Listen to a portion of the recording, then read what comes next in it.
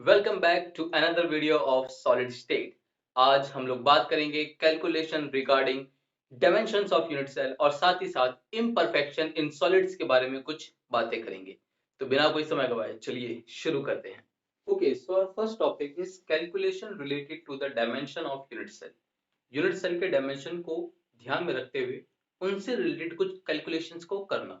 ठीक है, तो यहाँ पर हम लोग बात करेंगे about density of unit cell. किसके बारे में बात करेंगे? Density of unit cell. तो डेंसिटी ऑफ यूनिट सेल के बारे में जब हम लोग बात करेंगे तो डेंसिटी का एक बहुत ही सिंपल सा फॉर्मूला है, that is mass upon volume. ठीक है, तो हमें यहाँ पे दो चीजें पता करनी है। हमें पता करना है कि एक यूनिट सेल का मास कितना होता है और साथ ही साथ ये पता करना है कि वॉल्यूम क्या होता है यूनिट सेल का। तो वॉल्यूम निकालने में कोई परेशानी नहीं है हमें। वॉल्यूम बहुत ही सिंपल तरीके से निकल सकता है कि वॉल्यूम अगर है तो वो क्यूब का वॉल्यूम होगा।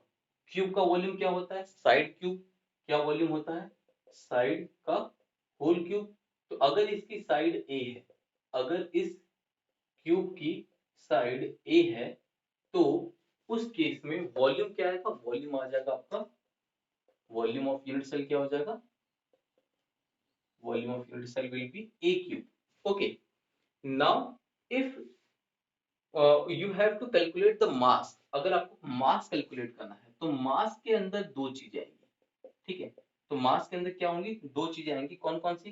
पहले तो आपको ये पता होना चाहिए कि इसके अंदर कितने एटम्स एग्जिस्ट कर रहे हैं, that is number of atoms into कितना मास है एक एटम का। देखिए इसके अंदर अब जैसे अगर बॉडी सेंटर्ड है, अगर बीसीसी है तो बीसीसी के अंदर दो एटम होते हैं। एफसीसी के अंदर कितने एटम होते हैं आपके? तीन एटम होते हैं, तीन एक चार होते हैं, सॉरी। एफसीसी के अंदर आपके फोर एटम्स होते हैं। और वहीं आपका जो सिंपल प्रिमिटिव सेल होता है, प्रिमिटिव क्यूबिक सेल होता है, तो उसके अंदर आपके कितने होते हैं? उसके अंदर आपके एक एटम होता है। तो आपको ये नंबर ऑफ एटम्स का तो अंदाजा इससे पता चल जाएगी कि पैकिंग कौन सी है, बीसीसी है, एफसीसी है, या फिर सीसीपी है, या फिर आपका एचसीपी है। Hexagonal cross packing is also a type of face centred cubic cell. ठीक है, तो ये चीज देख के आपको नंबर ऑफ एटम का ध्यान लग जाएगा, पर आपको निकालना है उसके बाद क्या? Mass of one atom. क्या निकालना है? Mass of one atom. तो देखिए एक एटम का मास, अब ये एटम कौन सा है आपको पता नहीं। ठीक है, तो आप इसके मास को जस्टिफाई नहीं कर सकते। कि मान लीजिए अगर मेरा जो ये क्यूबिक सेल है, ये है किसका? कार्बन का। कि कार्बन का एक क्यूबिक सेल है, ठीक है, कार्बन जिसका मास कितना होता है? 12 ग्राम। ठीक है, वन मोल का, वन मोल ऑफ कार्बन कितना होता है? वन मोल ऑफ कार्बन कितना होता है? 12 ग्राम होता है। तो अगर मैं इसको कहूं ऐसे, इसको मैं एक और तरीके से लिख रहा हूं कि 6.022 into 10⁻23 atoms of carbon is equal to 12 gram. कि इतने एटम्स का मास 12 ग्राम है, तो एक एटम का मास कितना हुआ? One atom of carbon is equal to 12 gram by 6.022 into 10⁻23। ठीक है, अब ये तो कार्बन के लिए है। ऐसे ही अगर मैं ऑक्सीजन लूंगा तो यहाँ 16 ग्राम हो जाएगा, अगर नाइट्रोजन लूंगा तो 14 ग्राम हो जाएगा, या फिर अगर मैं कोई भी अलग एटम लेता हूं तो वो कन्वर्ट हो जाएगा उसके मोलर मास के अकॉर्डिंग। ठीक है, तो यहाँ पर मैं इसको अगर जस्टिफाई करना चाहूँ तो मैं ये कह सकता हूँ कि अगर मैं नंबर ऑफ एटम्स को Z लिख रहा हूँ, number of atoms unit cell को मैंने क्या लिख दिया? Z लिख दिया। और मास ऑफ एटम मैं कैसे बताऊंगा? उसका मोलर मास, जिसको हम कैपिटल M से दिखा रहे हैं, molar mass that is equal to capital M। और नीचे क्या है? नंबर है कौन सा? एवोगैड्रो नंबर, Na, जिसको हम बोलते हैं 6.022 into 10⁻23। तो ये आ गया हमारा क्या? Mass of unit cell. क्या आ गया? Mass of unit cell. अब जब हमारे पास मास भी आ गया और क्या आ गया? मास भी हमने कैलकुलेट कर लिया और साथ ही साथ हमने वॉल्यूम भी कैलकुलेट कर लिया, तो अब कुछ बचा नहीं। हम लोग सीधा डेंसिटी का फॉर्मूला लिख सकते हैं कि जो डेंसिटी होगी वो होगा Z into M upon a cube into N A. ओके, तो अब ये जो फॉर्मूला है इसको हम इस्तेमाल कर सकते हैं इनमें से कोई भी अगर एक वैल्यू हमारे को मिसिंग हो। ठीक है, इसको मैं अभी आपको एक क्वेश्चन से समझाता हूं, तब तक आप इसको नोट करिए। तो चलिए इस क्वेश्चन को समझते हैं। क्वेश्चन क्या कह रहा है? X-ray diffraction studies show that copper crystallizes in FCC unit. देखिए FCC कहा तो यहां से हम सिंपल एक अंदाजा लगाएंगे Z इज इक्वल टू 4, ठीक है, कि FCC के अंदर Z कितना होता है 4 होता है, मतलब नंबर ऑफ एटम्स कितने होते हैं 4 होते हैं। जिसको इस बारे में कोई डाउट है तो मेरी प्रीवियस वीडियोस जाके देखिए जहां मैंने नंबर ऑफ एटम्स निकालने का तरीका बता रखा है, ठीक है। तो Z इज इक्वल टू 4 हो गया और बोल रखा है unit cell with edge length is equal to this. Edge length का मतलब हुआ कि ये हमारा क्या है A है, ये हमारा क्या है A is side of the unit cell. In a separate experiment, copper is determined to have density। अब देखिए ये साफ साफ लिख दिया कि डेंसिटी कितना दिया है, इतना दिया है। Calculate the atomic mass of the copper. तो चलिए हम फॉर्मूला लगाते हैं। फॉर्मूला हमारे पास क्या है, density is equal to Z into M upon a cube into N A.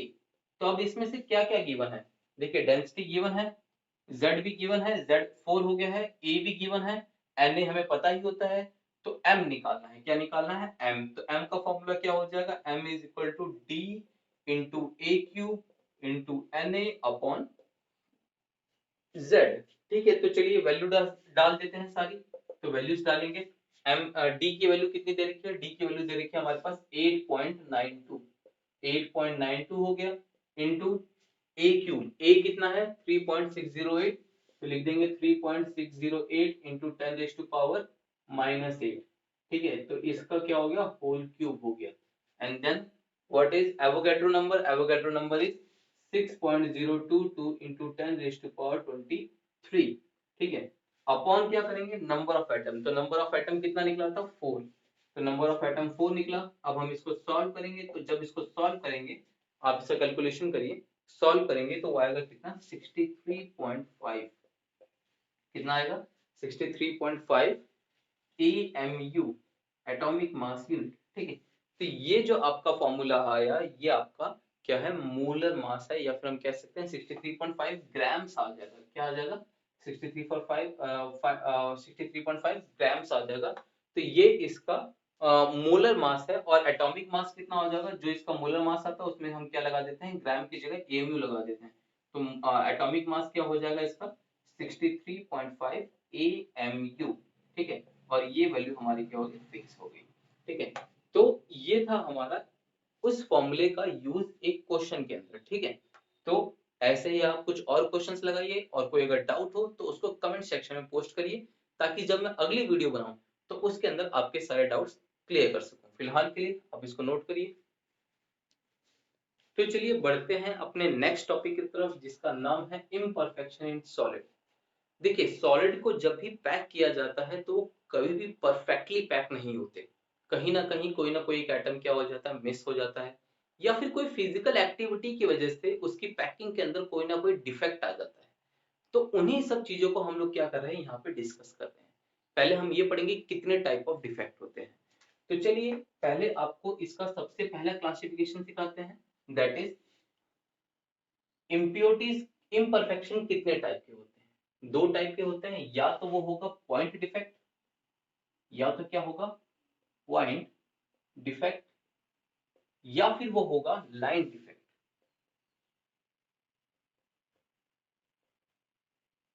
ओके, तो पॉइंट डिफेक्ट और लाइन डिफेक्ट में क्या अंतर है, देखिए मैं आपको समझाता हूँ। पॉइंट क्या होते हैं आपको याद है कि नहीं, कि जब भी मैंने कहा कि एक क्रिस्टल है, ठीक है, एक क्रिस्टल लैटिस पहले बना देता हूँ कि यहाँ हमारा एक क्रिस्टल लैटिस बन रहा है, ठीक है। We have crystal lattice here, okay, let us make one more, okay. और इसके बॉटम का भी पार्ट बना देते हैं, एक बॉटम का पार्ट बना देते हैं, ताकि हमारे पास थोड़ा सा इजी हो जाए समझने के लिए, एक ही के अंदर हम दोनों समझ जाए, हमारा पॉइंट डिफेक्ट भी और हमारा लाइन डिफेक्ट भी, ठीक है। तो अब जैसे आप देख सकते हैं कि यहाँ पर मैंने एक क्रिस्टल लैटिस बना दिया है, ठीक है। अब इस क्रिस्टल लैटिस का अगर एक पार्ट देखें तो ये चीज क्या कहलाती है, ये कहलाते हैं लैटिस पॉइंट। ये चीज क्या कहलाती है, लैटिस पॉइंट कहलाती है, जिसको मैंने अपनी स्टार्टिंग की वीडियोस में आपको समझाया था, ठीक है, कि ये लैटिस पॉइंट्स होते हैं। और लैटिस पॉइंट के अंदर अगर कोई डिफेक्ट अराइज होता है एक पर्टिकुलर पॉइंट पे, पूरे यूनिट सेल के अंदर किसी एक पर्टिकुलर पॉइंट पे क्या होता है, कोई डिफेक्ट अराइज होता है, वो ये भी हो सकता है, वो ये भी हो सकता है, या फिर कोई भी और, ठीक है।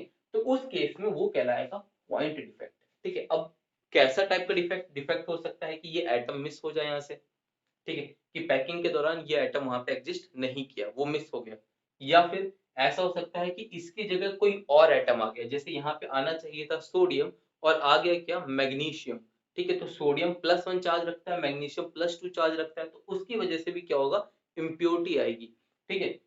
फिर दूसरा टाइप ऑफ डिफेक्ट जो है वो कहलाता है लाइन डिफेक्ट। तो लाइन डिफेक्ट होता है किसी एक पर्टिकुलर डायरेक्शन के अंदर जब कोई डिफेक्ट आता है, वो पूरी लाइन के अंदर डिफेक्ट होता है, कि जैसे ये लाइन है, इस लाइन के अंदर इधर और इधर दो जगह डिफेक्ट आ गया, तो ये इस लाइन के अंदर डिफेक्ट आया, इसलिए हमने इसको क्या कहा, लाइन डिफेक्ट कहा।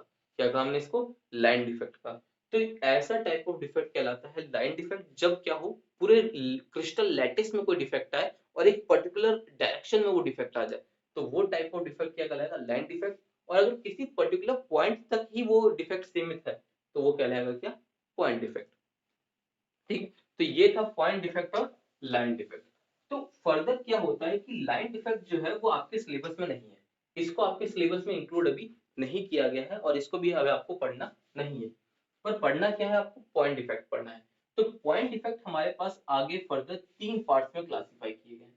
कितने पार्ट्स में, 3 पार्ट्स में क्लासिफाई किए गए हैं। पहला है stoichiometric,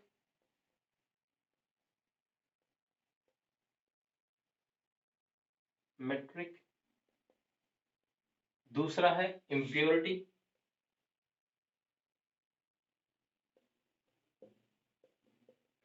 and third one is non stoichiometric.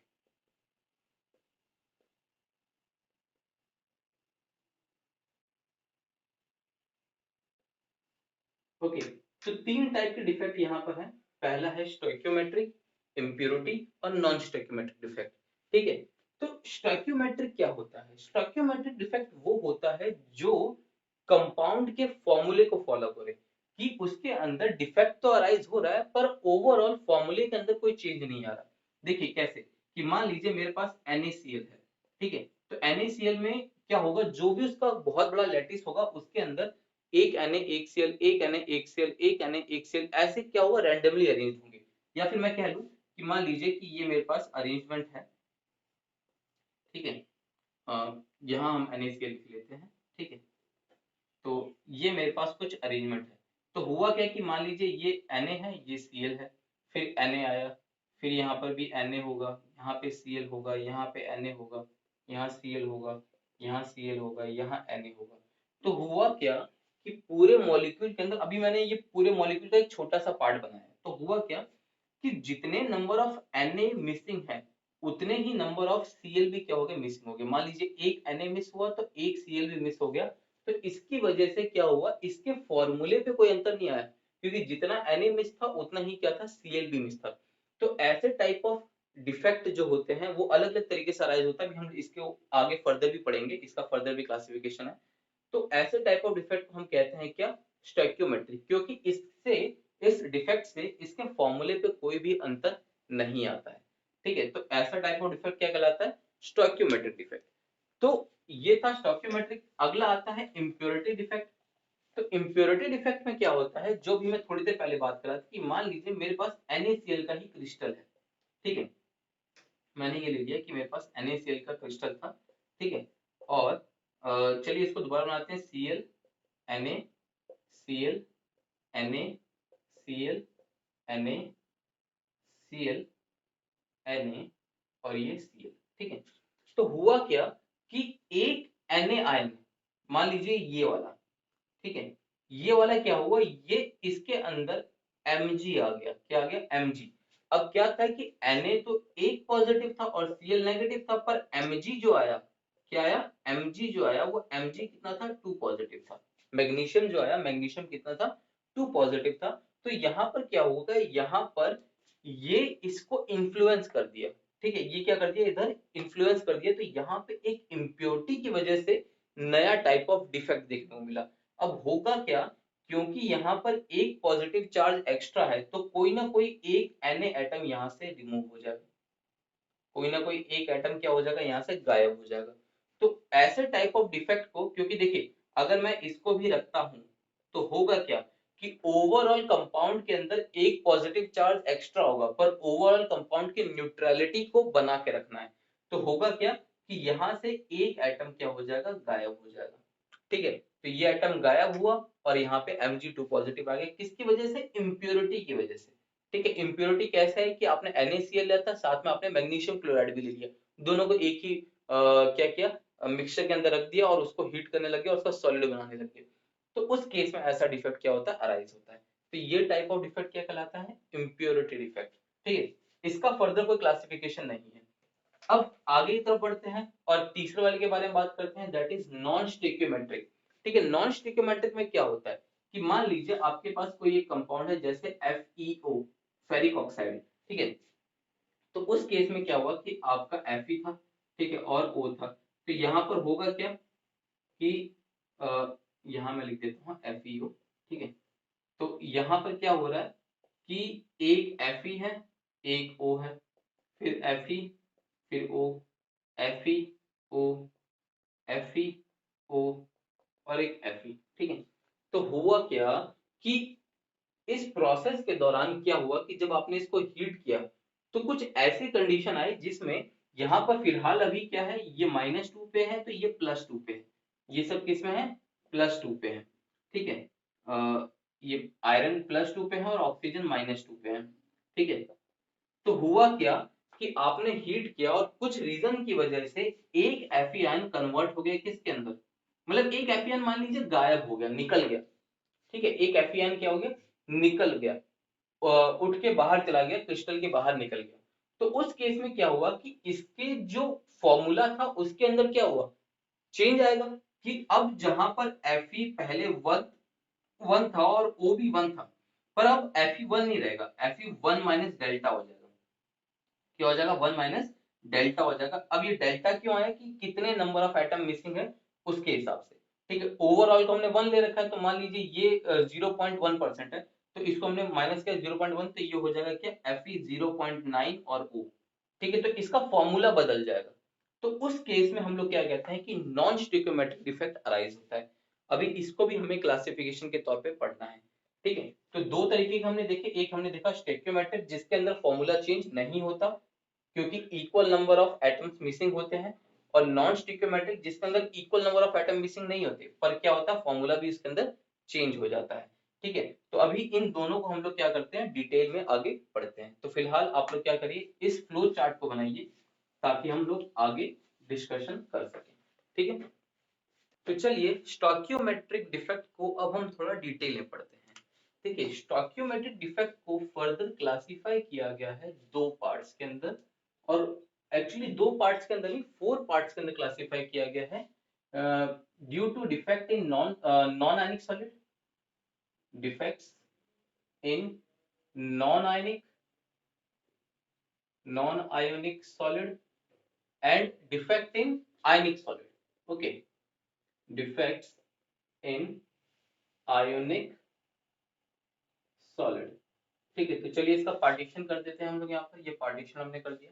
ठीक है, तो यहाँ पर हम लोग बात करेंगे नॉन आयनिक सॉलिड के बारे में, और यहाँ पर हम लोग आयनिक सॉलिड की बात करेंगे। यहाँ पे नॉन आयनिक का मतलब है कोई भी other type of solid, it can be either metallic solid, it can be either you can say covalent solid also. ठीक है, तो यहाँ पर हमारे पास अदर कोई सॉलिड है। ठीक है, तो यहाँ पर अब हुआ क्या कि defect in non ionic solid दो टाइप के अंदर क्लासिफाई किए गए। नॉन आयनिक सॉलिड को दो टाइप के अंदर क्लासिफाई किया गया। पहला किया गया वैकेंसी वैकेंसी डिफेक्ट, और दूसरा क्लासिफाई किया गया इंटरस्टिशियल डिफेक्ट। ओके, तो दो टाइप के डिफेक्ट क्या हुए, एक हुआ वैकेंसी डिफेक्ट और दूसरा क्या हुआ, इंटरस्टिशियल डिफेक्ट। वहीं पे अगर आयनिक सॉलिड के अंदर बात करें तो आयनिक सॉलिड के अंदर भी दो क्लासिफिकेशन किए गए। एक किया गया फ्रैंकल एक किया गया फ्रैंकल डिफेक्ट, और दूसरा किया गया स्कॉटकी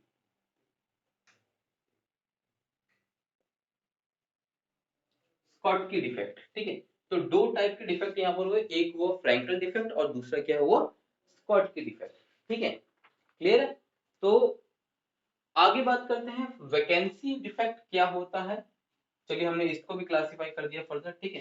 तो वैकेंसी डिफेक्ट क्या होता है कि सपोज मेरे पास एटम्स हैं, ठीक है, एटम या मॉलिक्यूल है, कुछ भी हो सकता है, ठीक है। ये एटम्स थे, ठीक है, और ये कुछ अपने लैटिस में कुछ इस तरीके से क्या थे, एग्जिस्ट कर रहे थे, ठीक है।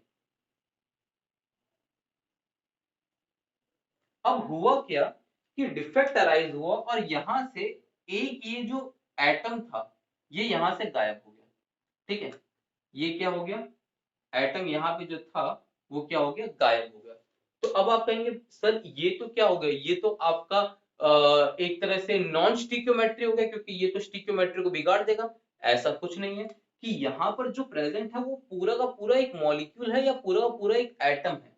कि फॉर एन एग्जाम्पल कि अगर मैं ले लूं फास्फोरस का एटम, किसका ले लूं, फास्फोरस का एटम। तो फास्फोरस यहाँ पे हर जगह प्रेजेंट था, ठीक है। तो फास्फोरस क्या था, हर जगह प्रेजेंट था, पर वो एक जगह से मिस हो गया, ठीक है। तो इससे क्या पी के कोई फॉर्मूले में अंतर आएगा क्या, नहीं आएगा। P4 जैसा था वो वैसा का वैसा ही रहेगा, P4 में ही रहेगा, उसके अंदर कोई दिक्कत नहीं है कि अभी भी P अदर 4 एटम से क्या होगा, बॉन्डेड होगा। तो इस केस में यहाँ पर एक्चुअल में क्या हुआ कि एक एटम या एक मॉलिक्यूल, मॉलिक्यूल भी हो सकता है, मान लो कि सॉलिड कार्बन डाइऑक्साइड, ठीक है, जिसको हम क्या बोलते हैं, जिसको हम ड्राई आइस का नाम देते हैं, ठीक है। तो वो था और वो क्या हो गया, CO2 यहाँ प्रेजेंट था और CO2 पूरा मिस हो गया। तो CO2 पूरा गया ना, या अकेला C या अकेला O तो नहीं गया ना, अकेला C या अकेला O गया होता तब क्या होता, नॉन स्टिक्योमेट्री आता। पर फिलहाल अभी ये क्या है, स्टिक्योमेट्री के अंदर है। तो यहाँ पर एक्चुअल में क्या होता है कि एक एटम गायब हो जाता है और इसकी वजह से क्या होता है, डेंसिटी डिक्रीज होती है। क्या होती है, डेंसिटी जो होती है वो क्या होती है, डिक्रीज हो जाती है, ठीक है, पूरे किसकी, यूनिट सेल की। अगली बात करते हैं इंटरस्टिशियल में। तो इंटरस्टिशियल में क्या होता है कि ऐसे ही सॉलिड होता है, ठीक है। इसी फास्फोरस का एग्जांपल लेके बताएंगे कि यहीं पे ये सॉलिड होता है, ठीक है, और सॉलिड में क्या हुआ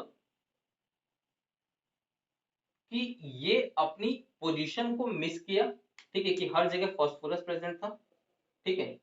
यहाँ पर हर जगह क्या था, फास्फोरस था, ठीक है। और हुआ क्या कि ये वाला फास्फोरस अपनी लैटिस को छोड़ा और इस लैटिस को छोड़ के वो इस किसके अंदर आ गया, इंटरस्टिशियल साइड के अंदर आ गया। कि यहाँ पर उसने जगह को छोड़ा और क्या हो गया, इस इंटरस्टिशियल साइड के अंदर आके बैठ गया। तो हुआ क्या, क्या कोई भी डेंसिटी के अंदर डिक्रीज आएगा, नहीं, डेंसिटी जैसी थी वैसी की वैसी रहेगी और इसके अंदर कोई और भी डिफेक्ट नहीं अराइज होगा। बस हुआ क्या कि वो अपनी जगह छोड़ के इनके बीच का जो स्पेस था वो जाके घुस गया वहां पर, ठीक है। तो ऐसा जनरली देखने को मिलता है ऐसे आयंस में जिनकी साइज बहुत ही छोटे होते हैं, ठीक है। ऐसे एटम्स के अंदर जिसका साइज बहुत ही क्या होता है, छोटा होता है, तो वो आसानी से क्या करते हैं कि वो आसानी से वो गैप के अंदर चले जाते हैं, वर्ड्स के अंदर चले जाते हैं, ठीक है। तो ये था क्या, इंटरस्टिशियल डिफेक्ट, क्लियर है। चलिए आगे बढ़ते हैं फ्रैंकल डिफेक्ट की तरफ, ठीक है। तो फ्रैंकल डिफेक्ट की अगर बात करें तो फ्रैंकल डिफेक्ट में क्या होता है कि अब ये किसके केस में होता है, ये आयनिक के केस में होता है। तो मैं यहाँ पे दो आयंस लेके चलूंगा हमारे, ठीक है। एक लेंगे ए नेगेटिव और एक लेंगे क्या, बी, ए नेगेटिव और बी पॉजिटिव, ठीक है। क्या लेंगे, ए नेगेटिव और बी पॉजिटिव, ठीक है। तो हुआ क्या, मान लीजिए कि ये मेरा, या फिर उल्टा लेते हैं, ए पॉजिटिव ए छोटा मान लेते हैं, बी नेगेटिव ले लेते हैं, ए पॉजिटिव बी नेगेटिव, ए पॉजिटिव बी नेगेटिव, ए पॉजिटिव बी नेगेटिव, और ये क्या हो गया, ए पॉजिटिव हो गया। तो ये सब हमारे क्या है, ये सब हमारे आयंस हैं, ठीक है। ये सब हमारे क्या है, आयंस है, जो आपस में क्या है, इलेक्ट्रोस्टैटिक फोर्स से जुड़े हुए हैं और किसका फॉर्मेशन कर रहे हैं, क्रिस्टल लैटिस का फॉर्मेशन कर रहे हैं।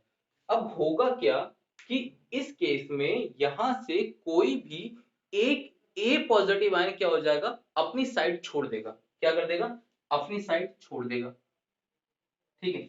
अपनी साइड इसने छोड़ी और क्या हुआ कि कोई एक क्या कर लिया, वो जो इंटरस्टिशियल साइड थी उसको क्या कर लिया, ऑक्यूपाई कर लिया।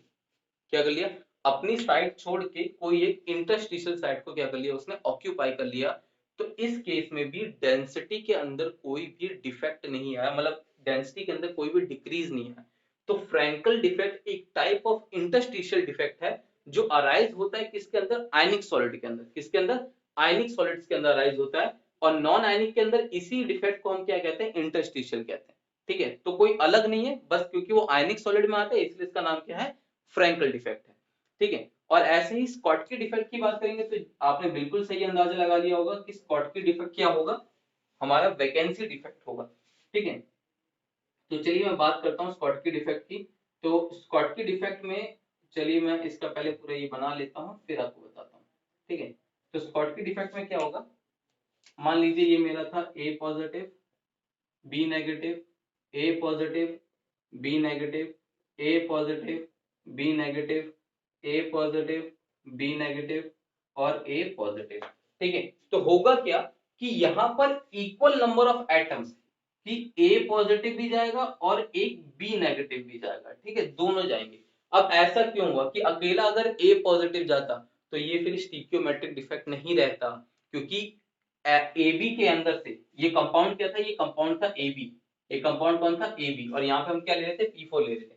तो ए बी के अंदर से अकेला ए गया, तो ए गया तो उसकी स्टीकियोमेट्री के अंदर क्या होता है, चेंज आ जाता।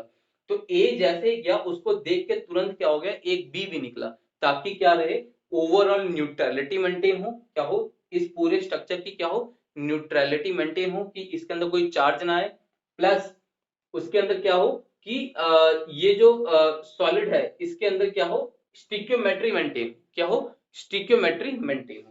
तो ये दो चीज है। और स्कॉटकी डिफेक्ट में जी बिल्कुल सही है कि डेंसिटी जो होगी वो क्या करेगी, डिक्रीज करेगी, क्या करेगी, डेंसिटी जो है वो डिक्रीज करेगी। तो ये था आपका स्टिक्योमेट्रिक डिफेक्ट। ठीक है, चलिए अब इसके बाद हम लोग डिस्कस करेंगे नॉन स्टिक्योमेट्रिक डिफेक्ट। तो पहले आप इसको नोट कर लीजिए। ओके, तो चलिए नेक्स्ट टॉपिक है नॉन स्टिक्योमेट्रिक डिफेक्ट। नॉन स्टिक्योमेट्रिक डिफेक्ट होता है अराइज उन सॉलिड्स के अंदर जो ट्रांजिशन मेटल्स के होते हैं। देखिए ट्रांजिशन मेटल में जैसे फेरिक ऑक्साइड हो गया, कॉपर सल्फाइड हो गया, जिंक ऑक्साइड हो गया, इन सब में क्या होता है, नॉन स्टिक्योमेट्रिक डिफेक्ट देखने को मिलता है। ठीक है, तो ये जो डिफेक्ट होते हैं ये दो तरीके से होते हैं।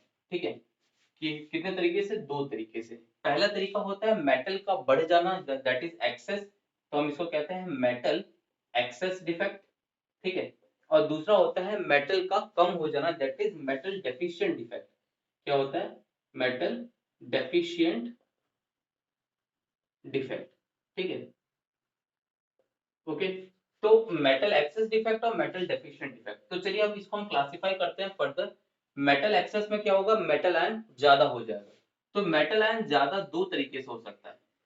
पहला तरीका है due to anionic vacancy, anionic vacancy. ठीक है, कि क्या हुआ कि एक अनायन कम हो गया, अनायन जो नेगेटिव चार्ज वाला था, और मेटल कैसा होता है, पॉजिटिव चार्ज वाला। एक नेगेटिव चार्ज वाला एटम कम हो गया तो अपने आप क्या हो गया, मेटल एक्सेस हो गया। ठीक है, और दूसरा क्या है, due to an cation present in interstitial site। ठीक है, कि इंटरस्टिशियल साइट के अंदर क्या हो गया, एक कटायन आ गया, क्या हो गया, एक कटायन आ गया, तो उसकी वजह से हुआ या फिर अनायन की वैकेंसी की वजह से हुआ। तो चलिए दोनों को हम समझ लेते हैं एक डायग्राम से। ठीक है, कि मान लीजिए ये मेरे पास क्या था, वो एटम्स अरेंज थे। ठीक है, थोड़ा सा इसको छोटा बनाते हैं ताकि हमारा और आ जाए। ठीक है, इसके अंदर ही हमारा सारा एक्सप्लेन हो जाए। ठीक है, तो इधर ध्यान दीजिए कि ये आपस में क्या थे, ऐसे जुड़े हुए थे। ठीक है, तो इसमें क्या हुआ कि मान लीजिए ये था ए जो पॉजिटिव था और बी जो नेगेटिव था, फिर ए पॉजिटिव आ गया और ये क्या हो गया, बी नेगेटिव आ गया। ए पॉजिटिव बी नेगेटिव, ए पॉजिटिव बी नेगेटिव और ए पॉजिटिव। ठीक है, ऐसा कुछ एक परफेक्ट क्रिस्टल था। ठीक है, और हुआ क्या कि किसी भी रीजन की वजह से, आइदर ड्यू टू हीट या फिर उसका क्या कहते आपने क्या किया, टेम्परेचर उस क्रिस्टल का क्या कर दिया, बहुत बढ़ा दिया, तो उस केस में क्या हुआ कि अनायन अपनी जगह छोड़ के निकल गए। जब अनायन निकला तो वो क्या हुआ कि इसकी जगह अपना एक इलेक्ट्रॉन छोड़ के चला गया। क्या छोड़ के चला गया? इलेक्ट्रॉन छोड़ के चला गया और वो अपनी जगह से निकल गया। तो हुआ क्या कि मेटल जो आयन थे, पहले क्या था, बैलेंस था कि जितने नॉन मेटल थे उतने ही क्या थे, मेटल भी थे। तो क्या था, एक बैलेंस बना हुआ था नॉन मेटल और मेटल के बीच में। पर अब क्या हुआ कि अब आपके मेटल एटम क्या हो गए, ज्यादा हो गए, और नॉन मेटल एटम क्या हो गए, कम हो गए। और नॉन मेटल की जगह क्या हो गया, एक इलेक्ट्रॉन आ गया, ताकि उस क्रिस्टल की न्यूट्रलिटी मेंटेन हो। न्यूट्रलिटी मतलब कि उसके ऊपर कोई चार्ज ना आए क्रिस्टल के ऊपर, या फिर वो कोई चार्ज्ड ऑब्जेक्ट में कन्वर्ट ना हो।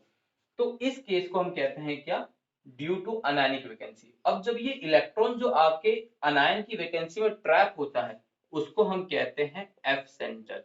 क्या कहते हैं? F centre. ठीक है, इसको हम क्या कहते हैं, एफ सेंटर। तो जो एफ सेंटर होता है, एफ सेंटर आपका बहुत सारे ट्रांजिशन मेटल के कलर के लिए रिस्पॉन्सिबल होता है। ठीक है, जो ट्रांजिशन मेटल होते हैं उनके अंदर जो कलर अराइज होता है, अलग अलग कलर दिखते हैं, जैसे कॉपर सल्फेट का आपने देखा ब्लू कलर होता है। तो ये जो कलर अराइज होते हैं, ये किसकी वजह से आते हैं, ड्यू टू अनायनिक वैकेंसी, ये एफ सेंटर की वजह से। अनायनिक वैकेंसी में जो इलेक्ट्रॉन ट्रैप होकर रखा है, उसकी वजह से, एफ सेंटर की वजह से क्या होता है, ये कलर आते हैं। कि जब इसको हीट करते हैं तो एक्साइट होता है हायर ऑर्बिटल स्टेट में, जहां से जब वो नीचे आता है तो वो रेडिएशन एमिट करता है, और वो कहाँ लाई करती हैं, विजिबल रीजन में लाई करती हैं। इसके बारे में कुछ अंदाजा हमने क्लास 11th में ले रखा है। ठीक है, तो ये था एफ सेंटर। अच्छा, एफ सेंटर जो था, एफ यहाँ पे है, वो फारवे के लिए लिखा गया, उनके लिए क्या किया गया है, इसको यूज किया गया है, एफ सेंटर। ठीक है, तो ये हुआ क्या, ड्यू टू अनायनिक वैकेंसी। और ड्यू टू कटायन क्या होगा, देखिए क्या होगा कि आपका इसी तरीके से एटम अरेंज होंगे।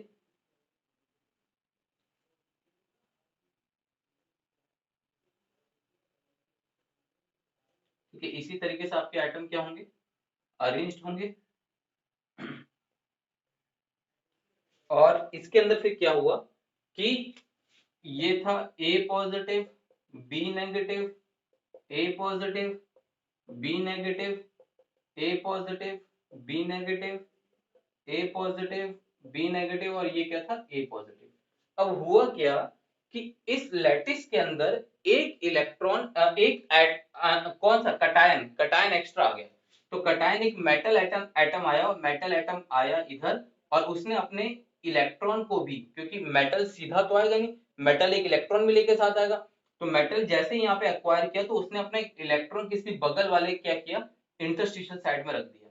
ठीक है, तो हुआ क्या, हुआ ये कि यहाँ पर एक मेटल एक्स्ट्रा हो गया, मेटल एक्सेस हुआ ना, मेटल एक्सेस डिफेक्ट मतलब क्या हुआ, मेटल एक्स्ट्रा आ गया, किसके अंदर आ गया, इंटरस्टिशियल साइड के अंदर। कि ये जो साइड थी यहाँ पर, ये साइड क्या थी, इंटरस्टिशियल साइड थे, वहां पे मेटल आ गया और साथ में एक इलेक्ट्रॉन लेकर आया।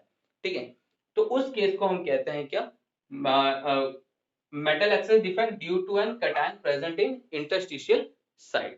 ठीक है, तो ये था। अब इसके अंदर ये दोनों जो एटम हैं, ये दोनों जो कंपाउंड जो हैं, ठीक है, ये दोनों क्या है, इलेक्ट्रिकली कंडक्टिव हैं। दोनों क्या है, कंडक्टिंग नेचर के हैं, दोनों कंडक्टर्स हैं। क्यों? क्योंकि इसके अंदर भी एक इलेक्ट्रॉन है जो क्या कर सकता है, पूरे क्रिस्टल के अंदर क्या कर सकता है, घूम सकता है, इजीली मूव कर सकता है, इसलिए ये भी क्या है, कंडक्टिंग नेचर का होता है। और यहाँ पर भी क्या है, एक इलेक्ट्रॉन है जो क्या है, फ्री साइड पे है, तो वो भी क्या कर सकता है, आसानी से मूव कर सकता है, इसीलिए क्या कहते हैं इसको, कि ये भी क्या होता है, कंडक्टिंग नेचर का होता है। ठीक है, तो ये था आपका क्या, मेटल एक्सेस डिफेक्ट। अब हम बात करते हैं अपने अगले टॉपिक के बारे में, जिसका नाम क्या है, जिसका नाम है मेटल डेफिशिएंट डिफेक्ट। क्या है, मेटल डेफिशिएंट डिफेक्ट।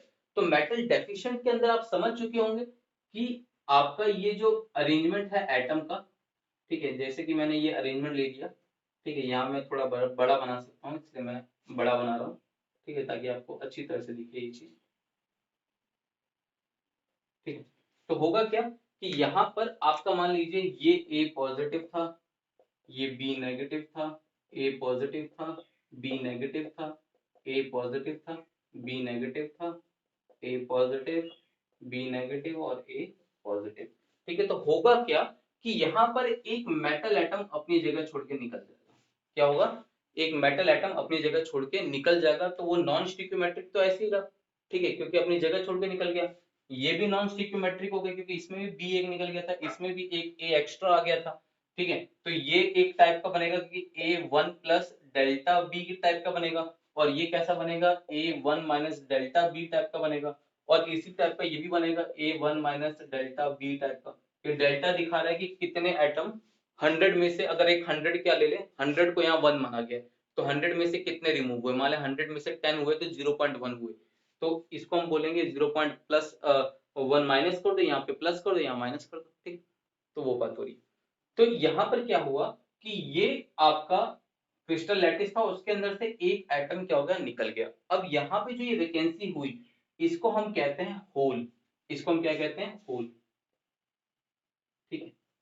अब होल क्या होता है, होल इलेक्ट्रिसिटी कंडक्ट कर सकता है। देखो कैसे, समझो कि होगा क्या कि ये जो ए प्लस है वो यहाँ पे आ जाएगा। मान लो कि मुझे यहाँ से यहाँ इलेक्ट्रिसिटी कंडक्ट करनी है, ठीक है। तो मान लीजिए कि ये जो इफेक्ट था वो यहाँ पे अराइज हुआ, क्या हुआ कि ये ए पॉजिटिव आयन नहीं, बल्कि क्या हुआ कि ये ए पॉजिटिव आयन गायब हो गया, ठीक है। तो ये सेंटर मेरा क्या कहलाएगा, होल कहलाएगा। तो होगा क्या कि ए पॉजिटिव इधर मूव करेगा, तो अब ये चार्ज इधर आ गया, फिर ये वाला इधर आएगा, तो अब चार्ज इधर आ गया, तो मतलब इलेक्ट्रिसिटी यहाँ से यहाँ पर क्या होगी, कंडक्ट हो गई। तो इस तरीके से यहाँ पर जो चार्ज कैरियर थे वो क्या थे, होल्स थे, क्या थे, होल्स, ठीक है। पर यहाँ पर जो चार्ज कैरियर थे वो क्या थे, इलेक्ट्रॉन्स थे, ठीक है। तो उससे इनको इनको पी टाइप सेमीकंडक्टर और इनको एन टाइप सेमीकंडक्टर भी कहा गया है। ये कंडक्टर तो है पर हाई टेम्परेचर पे क्या करते हैं, इलेक्ट्रिसिटी कंडक्ट करते हैं, इसलिए इसको सेमीकंडक्टर के क्लास में डाला गया है। और ये पी टाइप है, ये सॉरी एन टाइप है, नेगेटिव, एन से नेगेटिव और पी से क्या, पॉजिटिव, तो इसलिए ये क्या है, पी टाइप सेमीकंडक्टर है, ठीक है। तो ये था आपका क्या, नॉन स्टिक्योमेट्रिक डिफेक्ट और पूरे डिफेक्ट इन सॉलिड, ठीक है। तो आई होप आपको ये वीडियो पसंद आया होगा। तो अगर आपको ये वीडियो पसंद आया है तो इसको लाइक, शेयर और सब्सक्राइब करना ना भूलें, और साथ ही साथ मेरे टेलीग्राम चैनल को ज्वाइन करना बिल्कुल ना भूलें, वहां पे मैं इन सभी के नोट्स को पोस्ट करूंगा जल्दी। तो फिलहाल के लिए thank you and take care.